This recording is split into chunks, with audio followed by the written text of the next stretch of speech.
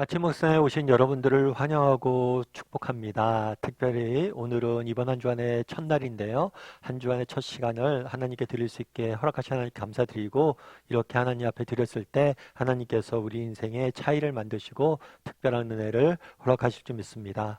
오늘은 바울이 에베소에서 전도하다라는 제목을 가지고 사도행전 19장 1절부터 20절까지 말씀을 좀 살펴봤으면 좋겠습니다. 우리 먼저 1절 말씀 같이 한번 읽어볼까요? 아볼로가 고린도에 있을 때 바울이 윗지방으로 다녀 에베소에 와서 어떤 지자들을 만나 예, 아볼로가 고린도에 있을 때라고 되어 있죠.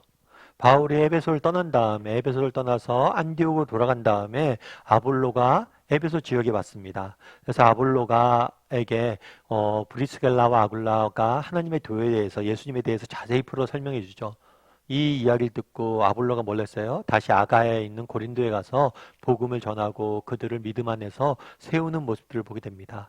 그렇게 아볼로가 고린도에 한참 사역할 때 어떤 일이 있었냐면, 바울이 윗지방을 다녀 에베소에 와서 바울이 이제 3차 전도 여행이 시작이 된 거예요. 그런데 3차 전도 여행을 했을 때 제일 먼저 어느 쪽으로 왔다고 그랬어요? 에베소에 왔다라고 이야기를 합니다. 2차 전도 여행 때 마지막에 들렀던 곳이 에베소죠. 에베소에서 여러 제자들이 바울에게 뭘 부탁했어요? 여기 좀 남아달라 부탁을 했어요. 근데 바울은 안디옥에 돌아가야 될 필요성을 느꼈던 것 같아요. 그래서 브리스길라와 아굴라를 두고 뭘 한 거예요? 본인은 안디옥에 돌아간 거죠. 안디옥 돌아갔다가 다시 에베소로 오게 됩니다. 그래서 에베소에 와서 다시 복음을 전하는 모습들을 보게 돼요.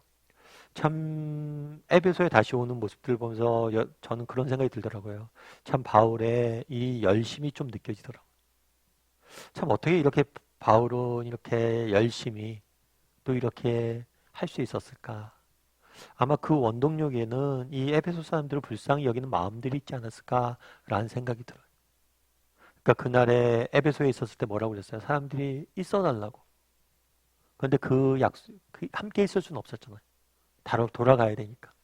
근데 그들이 정말 영적으로 부족하고 갈급하는 그런 사람들에 대한 아마 불쌍히 여기는 마음, 이런 것들이 있어서 이렇게 된 게 아닐까라는 생각이 들더라고요.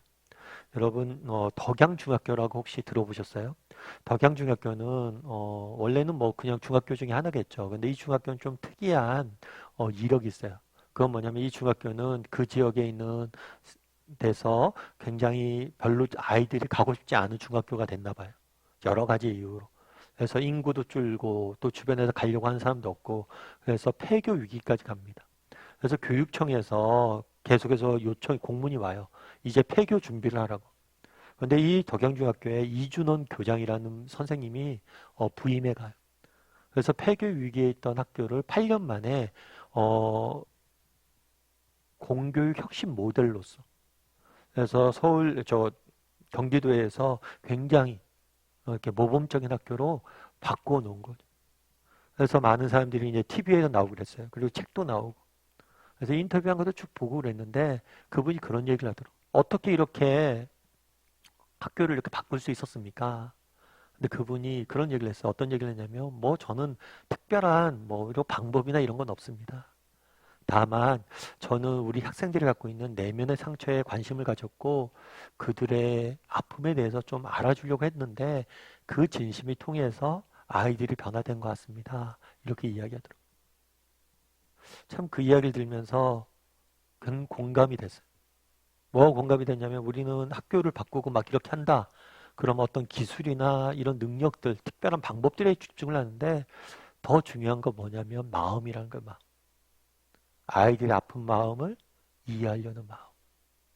바울이 정말 열심히 우리 사역하는 모습들을 보게 되잖아요. 근데 어떻게 바울이 바울이 될 수 있었을까? 바울이 언변이 뛰어나다거나 바울이 똑똑해서 그것도 맞겠죠. 근데 그 저변에 뭐가 있었기 때문이에요? 불쌍히 여기는 마음들이 있었기 때문 아닌가, 이런 생각이 들어요. 그래서 우리 한 주간의 시작이잖아요. 시작인데 우리 안에 한 주간을 살아가야 되잖아요. 근데 우리는 어떤 마음으로 이 주간을 살아가야 되나 한번 점검해 봤으면 좋겠어요. 그래서 나는 정말 하나님을 더 열심히 사랑하는 마음이 있는가? 정말 나는 내가 받은 사랑을 이웃에게 좀 더 전하려는 마음이 있는가? 오늘 또 직장에서 세상에서 일해야 되는데 이 일터를 하나님께서 내게 소명으로 보내셨다라는 그런 마음이 있는가? 결국엔 마음이 중요하잖아요. 그래서 한번 점검해 봤으면 좋겠습니다. 그래서 오늘 본문을 지도로 보면 여기서 안디옥에서 3차 전도여행을 떠나는 거예요. 그런데 윗지방을 통해서 왔다는 거 아마 이렇게 돌아서 에베소로 왔다는 의미인 것 같아요. 밑에 백길로 오지 않고. 그래서 윗길로 해서 에베소에 왔죠. 그럼 에베소에서 어떤 일이 있었는지 한번 계속해서 나눠볼까요? 이르되 너희가 믿을 때에 성령을 받았느냐? 이르되 아니라 우리는 성령이 계심도 듣지 못하였노라. 바울이 이르되 그러면 너희가 무슨 세례를 받았느냐? 대답하되 요한의 세례니라. 바울이 이르되 요한이 회개의 세례를 베풀며 백성에게 말하되 내 뒤에 오시는 이를 믿으라 하였으니 이는 곧 예수라 하거늘. 네. 이들이 에베소에 도착했는데 에베소에 제자들 만났다고 그랬어요. 근데 이 제자들을 보니까 누구의 제자인 거예요? 세례 요한의 제자인 거예요. 지난주에도 제가 말씀드렸지만 예수님께서 이 땅에 오시기 전에 세례 요한이 먼저 사역을 합니다. 세례 요한은 이스라엘 백성들에게 세례를 베풀었죠. 사실 이 세례는, 그 당시의 세례는 이방인들이 유대인이 되기 위해서 하나님을 믿을 때 세례를 받아야 되는 거예요.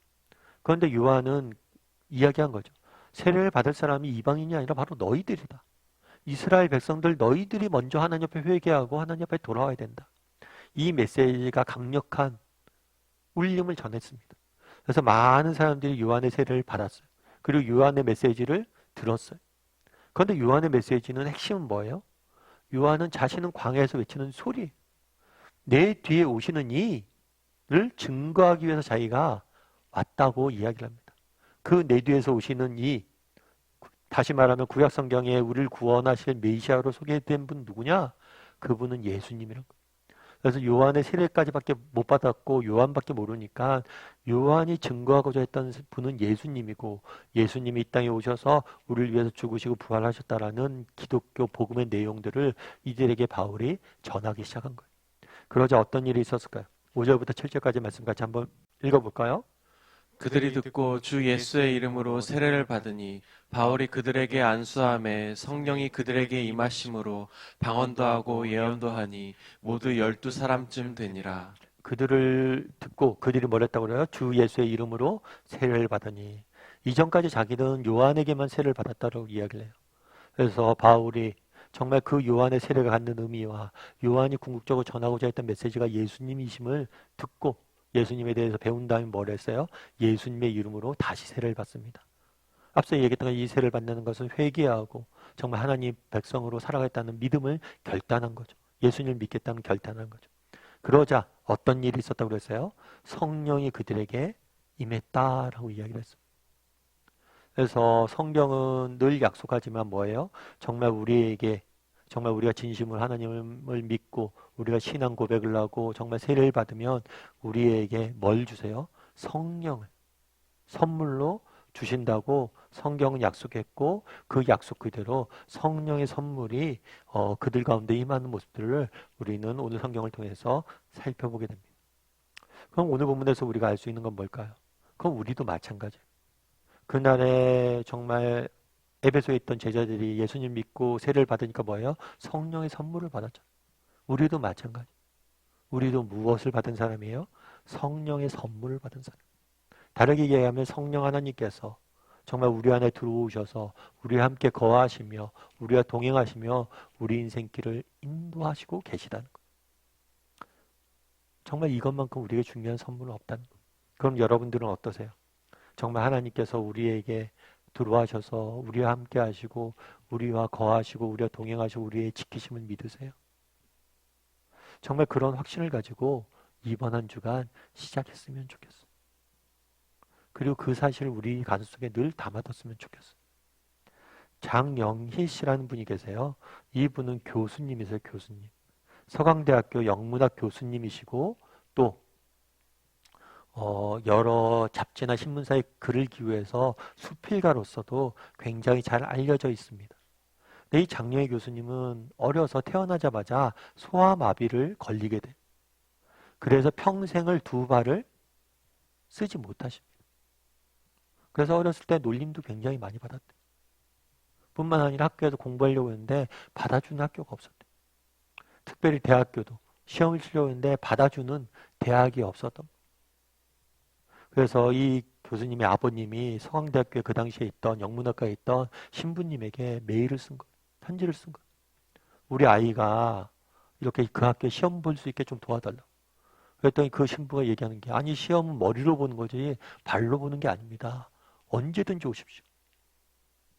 그래서 그 대학교 가서 공부를 해서 유학까지 가서 박사학위까지 받아와서 정말 많은 사람들에게 선한 영향을 미쳤어요. 그런데 나중에 이분이 중간에 여러 가지 암도 걸리십니다. 그래서 그 인생을 보면 정말 이런 고통들이 늘 따라다니는 걸 보게 돼요. 그걸 다 떠나서 여러분 생각해 보세요.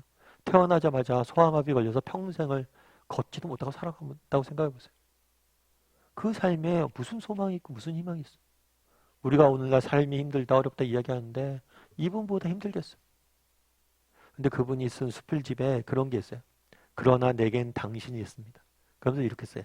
그러나 내겐 당신이 있습니다. 당신의 사랑이 쓰러지는 나를 일으킵니다. 나를 사랑하는 이가 이 세상에 존재한다는 것. 그것이 내 삶의 가장 큰 힘입니다. 이 어려운 시기를 이길 수 있는 힘이 원천이 어디 있냐는 거예요. 나를 사랑하는 이가 이 세상에 존재한다는 것. 여러분, 우린 정말 우리를 자신의 목숨보다 사랑하시는 분이 계시잖아요. 그리고 그분이 나와 함께 동행하시겠다고, 내 안에 들어오셔 나와 함께 영원히 거하시겠다고 약속하셨잖아요. 이것보다 더 우리 삶에 큰 힘이 되는 게 어디 있어요? 그날에 에베소 제자들이 예수님을 믿었을 때, 세례를 받았을 때 성령을 선물로 주셨다라고 이야기합니다. 예수님께서 성령 하나님께 그들을 삶 가운데 들어가셔서 그들과 거하시며 그들과 함께 영원히 동거하셨다라고 이야기합니다. 우리도 마찬가지. 그래서 이번 한 주가 우리 세상 속에 살아가야 되잖아요. 세상 속에 살아가는데 먼저 기억했으면 좋겠어요. 정말 나를 나보다 더 사랑하시는 분이 계시다. 자기 목숨보다 나를 더 아끼시는 사랑하는 하나님이 나와 함께 계시다. 이 사실을 정말 확신한다면 우리가 어떤 상황, 어떤 형편 중에서도 정말 힘을 잃지 않고 승리하게 될 줄 믿습니다.